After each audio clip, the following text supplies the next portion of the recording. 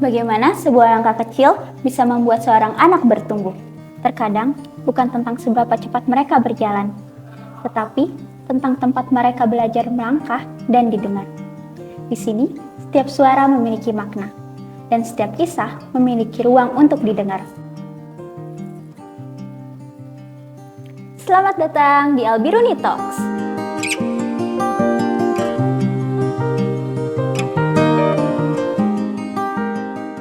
Assalamualaikum warahmatullahi wabarakatuh.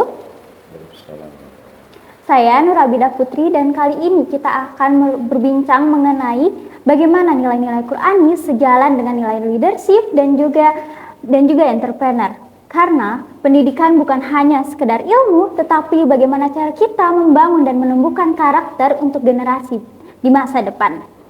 Kali ini narasumber kita sangat relevan dengan topik kali ini. Boleh diperkenalkan dulu Pak terkait latar belakang dan juga namanya Pak. Ya, bismillahirrahmanirrahim. Assalamualaikum warahmatullahi wabarakatuh.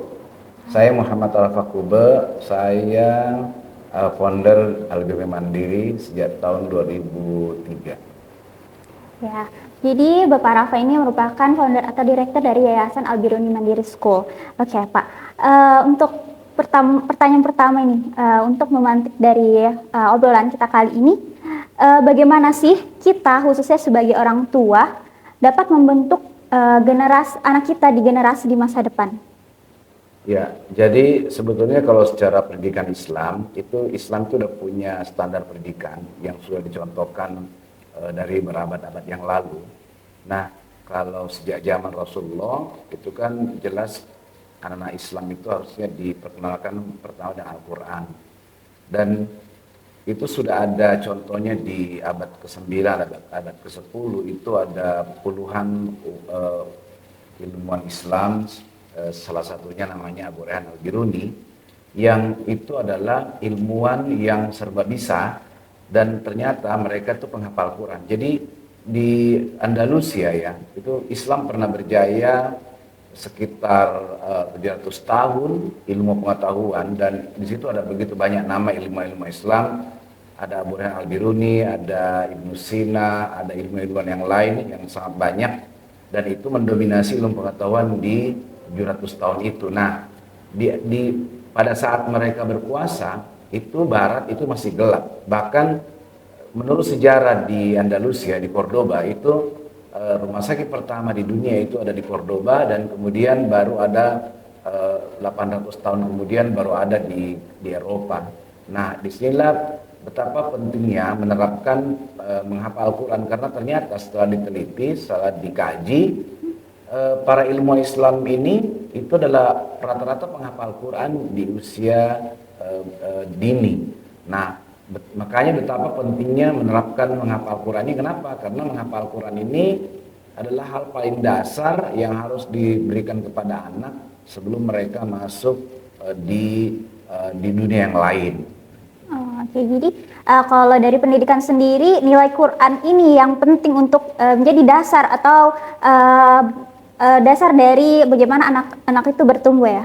Iya betul, karena di dalam Al-Quran di surah An-Nisa ayat 9 ada ayat wal yakhshal ladzina law taraku min khalfihim dzurratan dhi'afan khafu 'alaihim wal yattaqullaha wal yaqulu qawlan sadida. Itu adalah ayat yang menunjukkan bahwa betapa pentingnya menggabungkan atau betapa pentingnya anak belajar karena belajar Al-Quran ya, terutama karena di dalam Islam itu anak itu bukan hanya harus pintar, harus soleh, tapi harus kaya juga, harus jadi pemimpin juga. Jadi ada 3 hal menurut ayat itu yang akan diperoleh anak jika dia benar-benar belajar berdasarkan caranya Allah ya. Caranya Allah itu kan dengan Al-Quran. Nah, kalau cara Allah itu anak itu harus belajar Al-Quran, maka Allah akan memberikan ilmu yang tidak disangka kepada para pembelajar ini. Jadi pembelajar dalam Islam itu bukan hanya kaya misalnya, atau bukan hanya soleh, tapi juga harusnya jadi pemimpin. Nah, inilah yang sudah dicontohkan oleh banyak ilmuwan Islam terdahulu, termasuk juga para ulama-ulama di Indonesia. Jadi mereka itu menguasai ketiga-tiganya ya. Jadi menguasai ilmu pengetahuan, menguasai kesolehan, jadi dia juga soleh, dia juga orang pintar, dia juga orang yang memimpin ya. Jadi para pemimpin itu lahir dari orang-orang seperti ini, dan mereka biasanya menguasai ilmu pengetahuan dan menguasai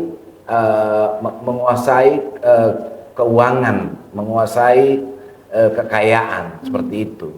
Jadi bisa disimpulkan bahwa generasi di masa depan yang kaya itu bukan hanya Quran, tetapi juga leadership dan juga entrepreneur. Yang dibahas itu kaya di sini bagaimana dia bisa membangun entrepreneur dalam dirinya. Iya, karena memang gini, itu udah dalam Islam itu ilmu pengetahuan udah satu kesatuan. Jadi bukan dipisah-pisah. Jadi yang memisah-misahkan pendidikan ini kan di Barat ya. Betul. Makanya ada istilah elementary. Nah, di Islam ini itu pengetahuan itu nggak dipisah-pisah, karena memang di dalam Islam ini orang itu tujuan utamanya kan bukan sukses di dunia, tapi tujuan utamanya sukses di akhirat. Jadi menuju ke Jannatul Firdaus, surga gitu ya. Jadi untuk bisa sampai ke sana itu juga harus sukses di dunia. Jadi di dunia itu cuma jalan antara. Nah, jadi transisi menuju akhirat. Nah, kenapa orang harus sukses di dunia? Karena memang di dunia ini adalah jalan menuju akhirat.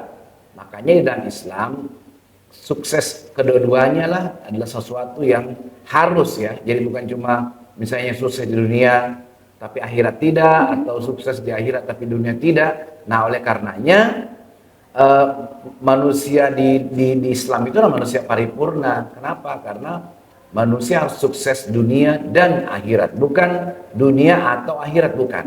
Nah, oleh karenanya butuh kemampuan yang luar biasa, dan kemampuan luar biasa ini diberikan oleh Allah sejak awal. Makanya penguasaan Al-Quran atau pemahaman Al-Quran sejak awal sangat penting. Dan ini sangat penting kenapa? Terutama di usia Golden Age, 13 tahun ke bawah, para penghafal Al-Quran di zaman terdahulu itu adalah ilmu-ilmu Islam terdahulu itu rata-rata menghafal Al-Quran di usia-usia jenius, di usia-usia Golden Age, seperti itu. Jadi usia-usia Golden Age ini perlu memang diperhatikan ketiga hal tadi ya, Quran, leadershipnya, dan bagaimana entrepreneur dan dirinya. Iya, ini gini, kalau dalam Islam itu pengajaran itu udah satu kesatuan. Kalau anak itu sudah menguasai Quran, maka ya kalau dipikir-pikir kan orang yang hafal Quran itu kan siapa yang lebih dekat sama Allah? Ya tentu para penghafal Quran. Orang-orang yang tidak hafal Quran ya mungkin agak kesulitan berdekatan sama Allah, karena ya tentu orang yang hafal Quran itu tentu lebih soleh daripada orang yang tidak hafal Quran, apalagi kalau memahami artinya. Nah, makanya karena ilmu pengetahuan ini ada di tangan Allah ya, jadi ilmu itu kan datangnya dari Allah. Allah yang menurunkan Al-Quran, Allah yang menurunkan ilmu, Allah juga menurunkan semua permasalahan-permasalahan di dunia ini. Nah, kalau kita dekat sama Allah, maka apapun diatur sama Allah, termasuk tadi kemampuan entrepreneur, kemampuan leadership, itu semua udah satu kesatuan, tidak dipisah-pisah. Ya, ternyata ilmu-ilmuwan Islam terdahulu juga memang adalah entrepreneur, mereka juga adalah leadership, termasuk banyak ilmuwan Islam di Indonesia, para pemimpin-pemimpin organisasi itu juga orang-orang yang sebetulnya hafal Quran juga. Ternyata mereka juga adalah leader juga, mereka juga adalah para pemimpin di komunitas-komunitas yang sudah besar sekarang, termasuk juga mereka juga penguasa kekayaan. Nah, jadi seperti itu. Jadi Islam itu tidak memisahkan antara kesuksesan dunia dan kesuksesan akhirat, tidak dipisah-pisah. Itulah kenapa kita harus memberikan kemampuan ini kepada anak-anak sejak dini, supaya mereka kembali berjaya sebagaimana berjayanya umat Islam terdahulu. Nah, pernah menguasai dunia sampai 700 tahun ilmu pengetahuan. Ya. Menarik sekali Pak. Jadi memang bukan hal-hal yang terpisah tapi menjadi satu kesatuan. Tapi tantangannya mungkin bagaimana kita bisa menyeimbangkan hal tersebut, khususnya untuk anak-anak di generasi sekarang yang dihadapi oleh perubahan yang sangat cepat, Pak.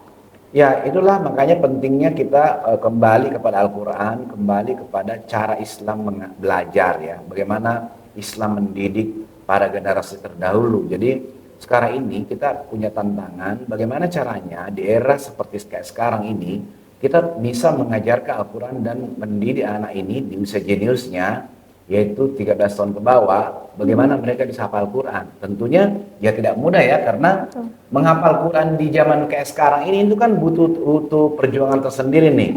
Betul. Kenapa tidak ya? Sekarang ini banyak pengalih perhatian atau penghancur konsentrasi. Betul, Contoh saja ya gadget ya, itu menghancurkan konsentrasi anak. Termasuk tayangan-tayangan di TV, game-game dan sebagainya itu luar biasa. Nah, sementara anak-anak usia 13 tahun ke bawah ini diwajibkan kalau mereka mau sukses sebagaimana suksesnya para ilmuwan terdahulu untuk menghafal Al-Quran. Berarti kan anak ini harus menghafal Quran di tengah globalisasi seperti sekarang. Nah, oleh karenanya memang ya inilah tantangan pendidikan. Bagaimana anak ini, yang penting para pendidik mengetahui atau memahami bahwa hal yang paling utama dan paling penting diajarkan di awal ya, terutama sebelum belajar yang lain adalah bagaimana anak-anak ini dibekali hafalan Al-Quran. Ya, kalau bisa sampai 30 juz. Makanya kami terutama di Al-Biruni itu kami membekali anak dengan ilmu yang membuat mereka bisa konsen, bisa fokus. Karena tentu anak-anak usia 5 sampai 13 ini itu tidak boleh diasramakan, karena kenapa? Akan menjauhkan mereka dari orang tua mereka. Oleh karenanya itu kita harus berikan mereka latihan untuk mereka bisa konsen. Nah, makanya kami punya satu metode yang itu asalnya dari China ya. Itu namanya Alphabet Arithmetic yang kita berikan kepada anak usia 5 sampai 13 supaya mereka bisa konsen, bisa fokus, bahkan mereka bisa punya kemampuan imajinasi dan visualisasi yang akan membuat mereka bisa berpikir yang hebat-hebat di masa depan. Nah, jadi sebetulnya dengan menghafal Quran saja itu sudah cukup. Cuma bagaimana caranya dengan keadaan sekarang ini, dengan situasi seperti ini anak bisa menghafal Quran itu juga tidak mudah. Makanya kami memberikan satu latihan atau memberikan satu pembelajaran yang membuat mereka nanti akan sangat mudah menghafal Quran. Jadi menghafal Quran itu hal yang paling penting dan paling pokok gitu ya sebelum belajar yang lain. Nah, inilah yang membedakan mungkin ya di Al-Biruni dengan di sekolah-sekolah lain, bahwa kita ini mengedepankan menghafal Quran di usia itu. Makanya kami ingin membantu para siswa supaya mereka benar-benar bisa hafal Quran. Tadi menarik bahwa di umur 5 sampai 13 tahun itu tidak disarankan untuk diasramakan, tapi banyak orang tua yang berpikir, oh kita pesantren aja, tetapi di Al-Biruni punya cara lain untuk bisa men-trigger hal tersebut ya Pak? Ya, terutama di usia SD ya. SD itu sama sekali tidak disarankan untuk asrama karena nanti akan jauh hubungan emosional anak itu dengan orang tua itu akan jauh. Makanya kita punya cara bagaimana dia tidak asrama tapi dia tetap bisa konsen, bisa tetap menghafal. Nah, makanya tergantung ya, kalau di Al-Biruni itu menghafal Quran itu pelajaran penting, pelajaran nomor 1 paling utama. Karena kita tahu betapa luar biasanya jika anak sudah menghafal Quran. Nah, jadi jika anak sudah bisa menghafal Quran, itu berarti kemampuan kemampuan otaknya itu akan jauh lebih hebat dibanding orang biasa. Artinya apa? Kalau dia sudah menghafal Quran, maka kemampuan otaknya akan jauh lebih hebat dibandingkan orang-orang yang sebelumnya. Nah, makanya sebelum dia belajar yang lain, maka Al-Quran dulu yang dikuasai. Nah, kan pertanyaannya bagaimana caranya supaya anak ini bisa menghafal Quran? Tentu ada cara, tentu ada metode-metode yang kita berikan kepada dia supaya dia tetap bisa menghafal walaupun keadaan kayak zaman sekarang ini adalah zaman yang banyak distraksi, banyak penghancur ya, di lingkungan yang banyak mengalihkan perhatian, anak tidak konsentrasi dan sebagainya. Itu kita punya cara sehingga anak ini bisa tetap konsen. Jadi pelajaran menghafal Quran pelajaran paling wajib. Iya. Oke. Jadi tadi bagaimana sih dijelaskan bagaimana anak itu bisa menghafal Al-Quran, bukan cuma dituntut untuk menghafal, tapi ada trigger-trigger lain yang bisa membantu anak untuk bisa menghafal lebih mudah ya. Iya, betul. Tentu anak ini kan tentu kita didik anak ini bukan supaya seperti kayak kita, tapi kalau bisa dia jauh lebih hebat dari kita, karena tantangan anak ini ke depan, mungkin 10 tahun, 20 tahun ke depan, dia akan menghadapi begitu banyak pesaing-pesaing ya, yang luar biasa ya, bukan cuma datang di dalam area sekitarnya dia, tapi datang dari luar, udah worldwide ya, ini udah internasional, sehingga anak ini tentu harus belajar jauh lebih hebat dibandingkan orang tuanya. Nah, tentu kita bisa melihat contoh ya para ulama-ulama terdahulu yang bisa menguasai 3 bahasa, bisa menguasai 10 ilmu dalam satu waktu. Nah, kenapa anak-anak kita tidak bisa ya? Tentu karena anak kita ini tidak meniru para ulama-ulama terdahulu. Jadi kita ini harus mendidik anak-anak kita supaya dia jauh lebih hebat dari generasi dia. Tentu dia harus lebih hebat dari orang tuanya dia juga. Nah, sehingga ke depan, 10 tahun ke depan, 20 tahun ke depan, Indonesia ini punya generasi hebat. Punya orang-orang yang bisa merubah Indonesia ini supaya Indonesia ini jangan seperti ini. Nah, Indonesia ini harus bisa bersaing dengan negara-negara lain. Kita harus punya orang-orang yang cerdas-cerdas, bukan cuma cerdas, tapi orang yang amanah, orang yang jujur, berarti orang-orang soleh, tapi orang-orang juga yang punya kemampuan ingin penguasaan terutama dalam kekuasaan ya. Jadi kekuasaan, jadi kita bisa membayangkan anak-anak kita ke depan, 20 tahun ke depan, dia jadi orang pemerintahan ya, jadi orang pemerintahan yang memegang kendali negara, tapi dia juga orang soleh dan dia juga orang kaya. Nah, sebetulnya itu yang terjadi di zaman terdahulu. Zaman terdahulu itu dia orang soleh, dia orang kaya, dan dia pemimpinnya. Nah, tentu pemimpin itu, jadi pemimpin ini harus punya semua hal. Nah, inilah yang ingin diciptakan oleh kita, karena kita ini udah pernah punya sejarah seperti itu. Jadi ini sejarah bukan sejarah baru, tapi sejarah yang kita mau ulangi. Kita hanya mengulangi, tentu dengan tidak meniru Barat dalam mendidik para generasi mereka. Kalau kita didik Barat, kita didik anak dengan cara Barat, ya berarti kita akan meniru Barat. Kita akan paling memfollow mereka. Tapi kalau kita tiru para ulama terdahulu yang sudah berhasil selama berabad-abad, selama ratusan tahun gitu ya, itu ya tentu kita akan mengulangi kesuksesan mereka yang jauh lebih hebat dari sekarang. Jadi kita tidak ingin anak-anak ini tertinggal, tidak ingin anak-anak ini jauh tertinggal dari negara lain. Nah, kalau sekarang kan kita kelihatan nih bahwa kita ini tertinggal sebenarnya.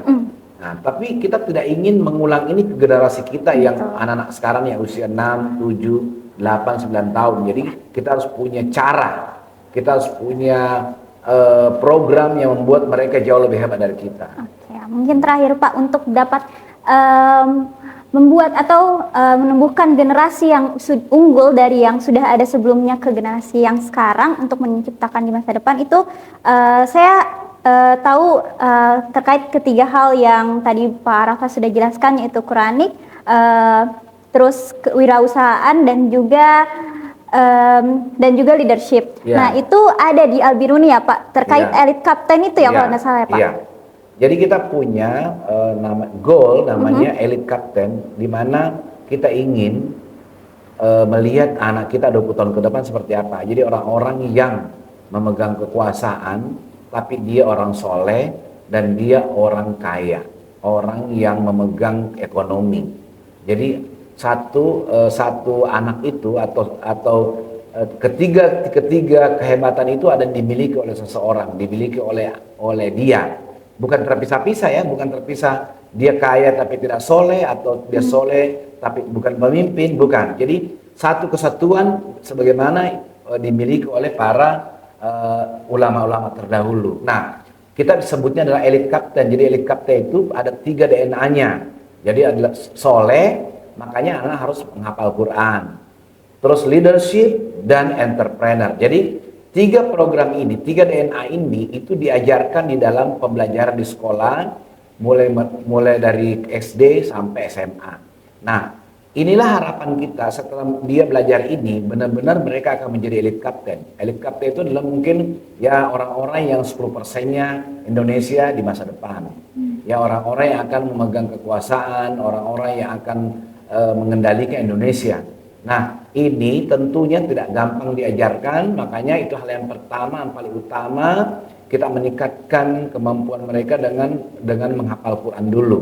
Karena dengan menghafal Quran, maka anak-anak itu akan menjadi jenius sebagaimana ulama-ulama terdahulu. Jadi Al-Quran apabila dihafal di usia jenius, di usia 13 tahun ke bawah, itu benar-benar akan menjadi jenius. Nah, untuk memastikan anak-anak ini bisa menghafal Quran, kami membantu mereka dengan satu program yang sudah terbukti selama 30 tahun terakhir digunakan di Cina, yaitu Al-Mental Arithmetic. Nah, Al-Mental Arithmetic ini diajarkan kepada anak usia 5 sampai 13 supaya mereka bisa fokus, bisa konsen, bisa punya kemampuan imajinasi, visualisasi, kreativitas, termasuk ada namanya memori fotografi, akan mempunyai kemampuan untuk memotret apa yang mereka lihat. Jadi kalau anak membaca buku atau membaca Al-Quran, itu bukan dibaca ayat per ayat, tapi difoto halaman per halaman.